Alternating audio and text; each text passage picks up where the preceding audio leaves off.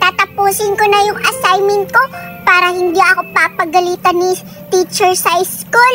Para wala na akong problemahin sa mga assignment ko. Kukunin ko na yung assignment ko sa loob ng bag para maka-answer na ako.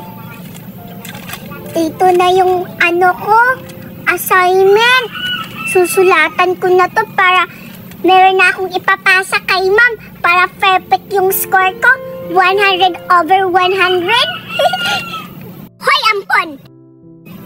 Hi, ate, kayo pala. Anong ginagawa mo dyan? Di ba sabi ko sa'yo maglinis ka ng bahay? Habang wala pa si nanay? Baka pagdating ni nanay dito, pabagalitan na naman ako. Sandali lang po. Ba't di mo sinusunod yung mga inuutos ka sa'yo? Sa paglinis ng bahay, hindi mo ka naglilinis? Gawain mo yun, di ba? Ampun ka.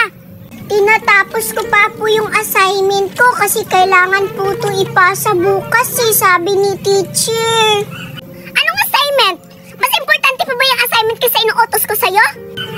Hindi yan nakakatulong sa bahay. Unahin mo yung inuutos ko sa'yo na maglinis ka dito sa bahay. Gawain nyo ng mga ampon. Kaya wag mo unahin yung assignment. Opo, ate. Susundin ko po yung inuutos niya sa akin. Maglilinis pa ako pagkatapos nito.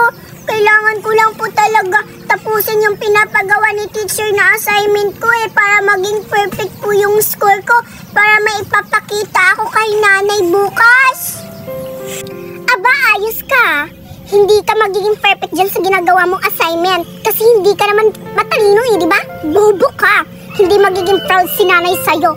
Kaya ako sa'yo, maglinis ka na dito sa bahay para pagdating ni nanay hindi magagalit sa'yo. Grabe naman kayo sa akin, ate, makapagsalita. Ang sakit-sakit. Dapat nga, turuan mo ako para magiging perfect ako, para maging proud rin si nanay sa akin. Kaya nga ako nagpupursige sa pag-aaral para magaling ako. Alam mo, ate, kahit ampon ako, hindi mautunay na kapatid at hindi ako tunay na anak ni nanay. Alam niyo, ginagalingan ko kaya sa pag-aaral para maging proud lang kayo sa akin. Ah, ganon. Pwes, akin na nga yan. Hindi yan bagay sa'yo, no? Kailangan tong punitin at sirain. Walang kwenta tong assignment mo. Hoy, ate, bakit mo kinuha yung papel ko? Mapunit na yung papel ko. Alam mo, ate, pinaghirapan ko yan Tapos sinira mo lang. Hindi pa naman ako natatapos sa assignment ko. Kailangan ko po yun ipasa kay ma'am. Tapos pinunit nyo lang po, ate. Apakasalbahin nyo. Aba, sumasagot-sagot ka pa sa akin Wala kang karapatan para sumagot sa akin, ampun ka. Tsaka deserve mo yan Deserve punitin yung assignment mo. Kasi hindi naman yan importante. Kailangan mo nang maglinis dito sa bahay. Sinasagot-sagot mo pa ako? Dapat sa'yo yan. Ay, wait, tsaka pala, linisin mo yung mga kalat mo dyan. Pati yung mga pinunit ko. Yung assignment ko, sira na. Yung mga sinulat ko dito, paano na ito ipapasa kay teacher? Baka hindi na ako makakakuha ng 100 na score. Pinaghirapan ko pa naman yung mga assignment ko. Tapos, pupunitin lang ni ate.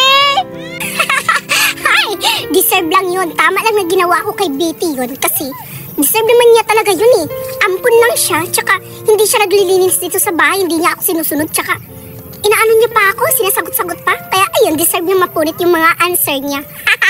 Wala na siyang mapapasa sa teacher niya. Kawawa niya siya. Deserve kawawa. Wala nang silbi to. Itatapon ko na lang to ngayon. Gagawa na lang ako ulit ng assignment para hindi ako pagalitan ni ma'am. Kailangan ko makagawa ulit. Kailangan ko magsulat. Ang haba-haba pa naman ang sinulat ko.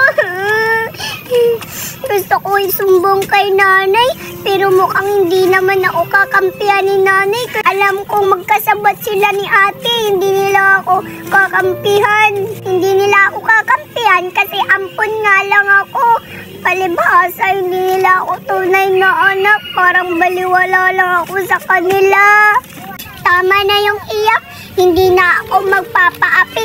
Kailangan kong magpupursige sa pag-aaral para makatapos ako. Para pag matapos ako, may papakita na ako sa kanilang maganda. Tapusin ko to ngayon para matapos na ako bukas. Sana hindi ako makita ni ate para hindi na niya ito mapupunit.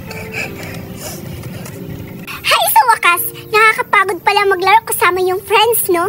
Ngayon, uuwi na ako sa bahay kung nakapaglinis na ba si Betty. Puntahan ko na nga sa bahay. Aba, si Betty? Hindi niya pa rin ako sinusunod yung mga inutos ko sa kanya na maglinis siya ng bahay? Gumagawa na naman siya ng assignment? Hindi pa rin siya nag-aano sa akin kahit sinisira ko na yung mga assignment niya. Baka gusto niya sirain ko na naman yung assignment niya ngayon. Hindi talaga na sumusunod sa trabaho ko, ha? Ngayon ka umanda ka. Nai-stress na ako sa'yo. Nasisira na yung make-up ko sa'yo, Betty, ha? Humanda ka ngayon.